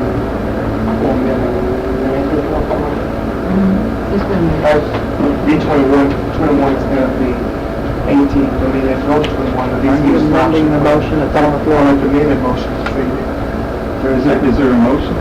Yes, I envision. So we can discuss it. I'd like to ask why we'll do this. Well, my reason, they gave us a whole lot of criteria of what kind of people we need on the board. And according to what criteria they give us on people on the board and how many they thought that we should have, even when we narrow down to 21, we don't even have what the federal government, as we've been told, said we need to have on the board. certain women, certain doctors, lawyers, businessmen. They gave us a whole lot of criteria how many people supposed to have each one. And we tried to set that up, we was over that now. That's why we got in trouble with 25 people. And mine was that I thought that you should have this board is going to depend a lot on business coming into the Jordan Foundation to keep it going. And I think you should have some type of representation from people in the community. And I don't think that they have to be 21, but I think it will give us some freedom to change our bylaws every year like we do now. Because every year we do change our bylaws. If we don't want to go as far as 18, we can leave it there. If we want to expand to 21, we can. But at least it gives you option to keep going back and forth or changing our numbers. Or keep it at 18. We always have that option anyway.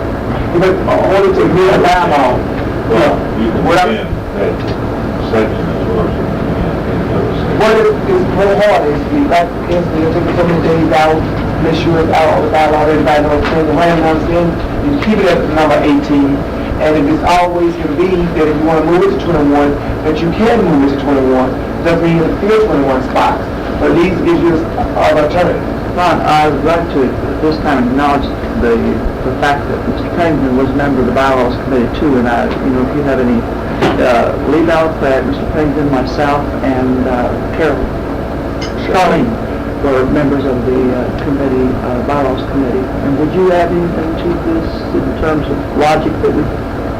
Well, I have no objection to increasing it to 21 if that needs to be, unless it would prolong the application of these items. If it does, that would be it. Because I don't think it's really, all respect, I don't think that's a very valid point. Next year, by a majority vote, isn't that right? That's something. So, it will not postpone the inclusion for the incorporation of these bylaws. If it does, then I would do it. Who's our leader? Well, there's an amendment on, a motion for an amendment on the floor. It has not been seconded. Is there a second?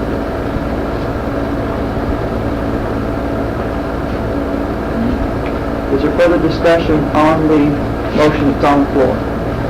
And then that would like to second.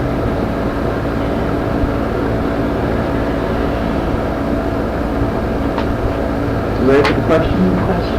All right. All in favor of accepting the change to the Article 19 of the Articles of Incorporation as handed out to you and discussed by Laura? I'm sorry. Can't believe that I changed the button. All in favor say aye. Aye. Opposed? Nay.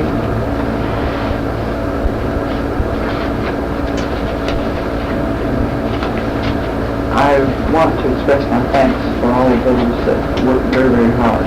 Certainly was the chair. We've met about 5 times in the Bylaws Committee and really worked very hard. And I would encourage each of you to read the entirety of the bylaws because it will be active on them after having them mailed out to you at the next regular meeting.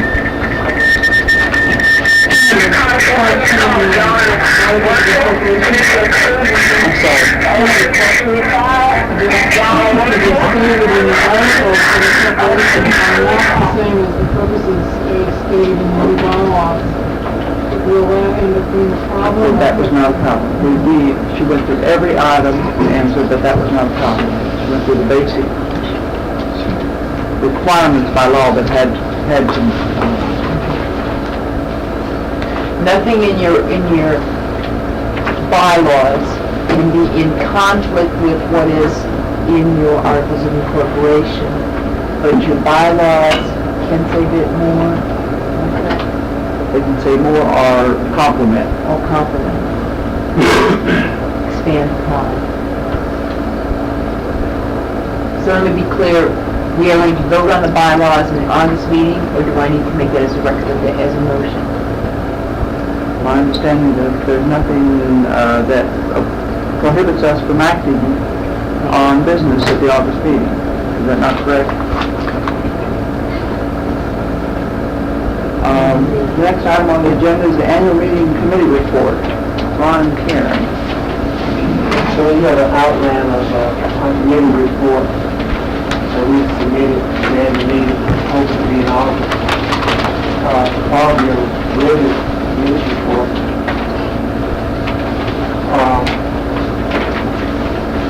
I so move to accept it. If you haven't, we'd be glad to explain it to you. And what we try to do, one of the things we're saying is that with the law, with its cutbacks, and type of public relation we need for the HUNA, that we need to try to make sure that all those people know more about HUNA and be able to identify what HUNA is all about, which they probably not. One of the reasons we try to do this at our committee meeting and annual meeting, other may be to do it for 2 points, that we have a good public relations fail, and we thought we also have a good staff get to meet with boards, and also board with the staff, and also get to meet with them, and also try to find out a way how we can make sure we are well known to the community as HUNA healthcare. Now, I understand we was always told that we never do show enough publicity for our foundation, and the board has, and we took a stand. We suggest that we invited our 2 senators, our congressman, our mayor, our 2 mayor candidates. We're trying to now get the building over on Upper Street from the Irving County government, and neither mayor we haven't talked to about what they think about it, and we haven't involved them. We won't bring Stumbo to join on our side. We won't Brown out to throw us out. We want the health clinic. We want the Larry Hopkins is not for us, pass on the HMO. And in order to do that, we invite them here, show them a slide presentation of what HUNA service they provide, what needs it helps in the community. And we also thought if we have an update from our community as that Andrew would give a kind of history on where we are in HUNA, and then Ron will show slides about what are we doing for patients here. We also thought it would be a good time to bring those people and get them involved in it. And we also understand we're going to be more money to build our second center. We thought we'd better to invite the Walter Hillmar, and we thought also speaks for Bank of Commerce. We thought of anyway that everybody was going to go through it next year, so we better invite them in here and try to sell ourselves to them right away, and this is the best time to do it. And that's what our recommendation is. That's what we try to do, and we're just hoping that we bring it to the first week in August, because most times that people take a vacation at the last of August, and it could be changed at this meeting if we recommend that the annual meeting thing we brought up before was to bring to you on August the 6th, and they planned it. Now we're back to our original date, 4th week in August, and Tom has problems with our plan here, that some of the people invited that they should not be invited at this time.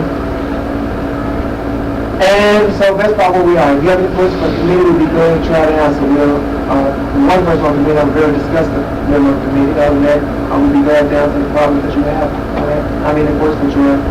So now, and you're doing report. Do we generally pay for this? Yes. Absorb the cost? How much we talking?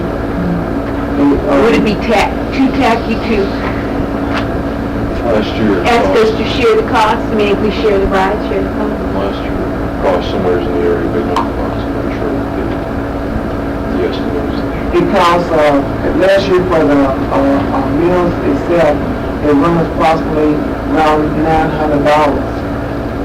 But actually, bill which we had per person to eat on last year, $900. I finally got the other letter from the menu. Year before last, we have had it for the last 10 years, if you like to remember. It's going, 10th year. Is that 10th year? Our 10th year. Year before, except last year, we used to have wine and that was cut out last year, so that's the only time we had. Where does money come from out of our budget? It's out of our 20,000 public relations budget that we have, that we give to the Farm Bureau and the Lions Club and the Lions Club and everything else we do. And so this is where we thought we used to buy 100,000 flowers and sit on the top of table for IBM to look at, and really project them from upstairs. So this, to me, is a good selling project. I think it's worth starting with where we can make Governor Brown change his man, stumble, and try to get some best advice for him. I think this is one avenue which he needs to do that, and I think it's what the board put on us to go out and do, and that's what we come back on. Well, I just wanted to say that it should be made clear that we are back indefinitely for August 22nd date. Also, there has been some discussion about whether at this point with the grant application pending, it's a very wise choice to broadcast it ourselves without a firm offer at hand or something. I think that was one of the committee will be looking at more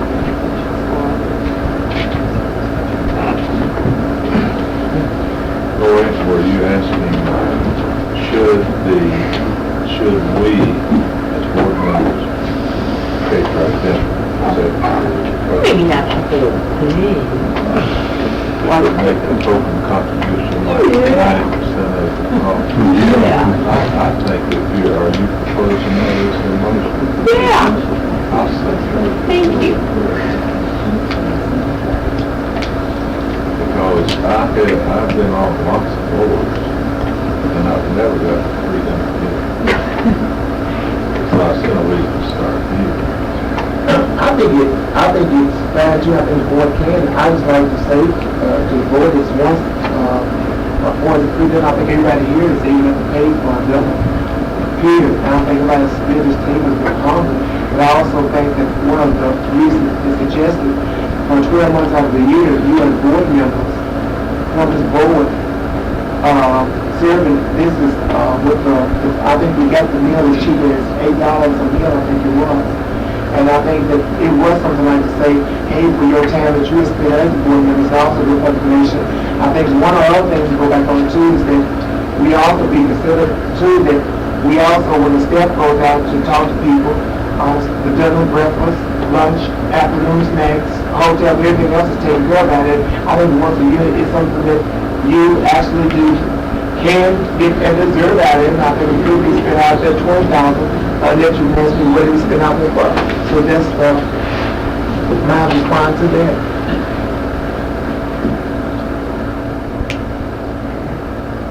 Mark, did you make that as a motion? And with the second? It's been moved and seconded that we assume the cost of the annual dinner, the board members, the individual, assumes their own individual cost of dinner.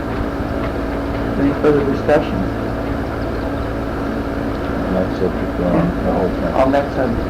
Just on the cost. Right. All in favor? Opposed? Nay?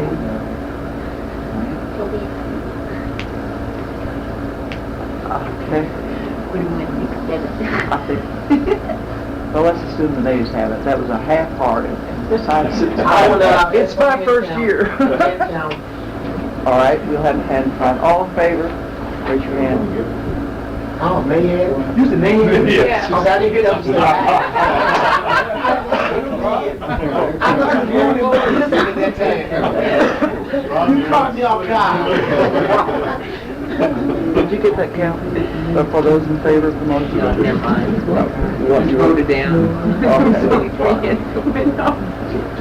Further discussion on the annual meeting committee report. I had kind of suggested to Mr. Berry in conversation that this does represent an opportunity for a little bit of public relations, but I had sort of suggested that it might be quite low-key. Where we're going to be at that point in time is probably right at the end of submitting a very large, possibly, addendum to our initial development grant application. We're going to be in a period of uncertainty with respect to the future of that application, probably until the end of September. A very big public splash with respect particularly to the VIPs coming to the dinner probably would not